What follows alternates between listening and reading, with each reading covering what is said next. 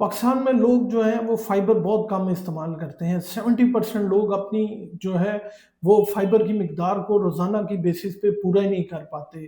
Fibre 2 तरह का होता है, एक सॉल्युबल फाइबर जो कि सेब, अलसी के बीज, ओट्स, नट्स इनमें बहुत ज़्यादा होता है। ये हमारी आंतड़ियों में जाके जो है वो जेल जैसी पानी जज़ब करके एक जेल बना देता है जो कि हमारे बाइल साल्ट्स को जो है वो अब्ज़ॉर्ब करना शुरू कर देता है। ऑटोमैटिकली आपका कोलेस्ट्रॉल लेवल कम हो जाएगा, आपकी जो इंसुलिन रेज़िस्टेंस है वो ख़त्म होना शुरू हो जाएगी और शुगर की जो स्पाइक है वो नहीं आएगी। दूसरा आपका जो है वो पेट भरा रहेगा।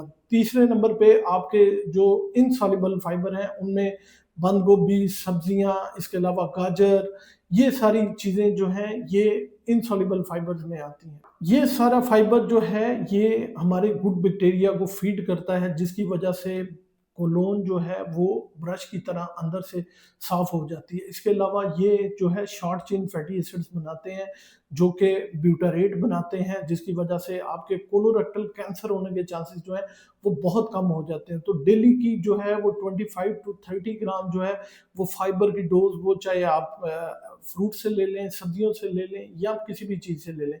इसे अपने खाने में लाज़मी शामिल करें।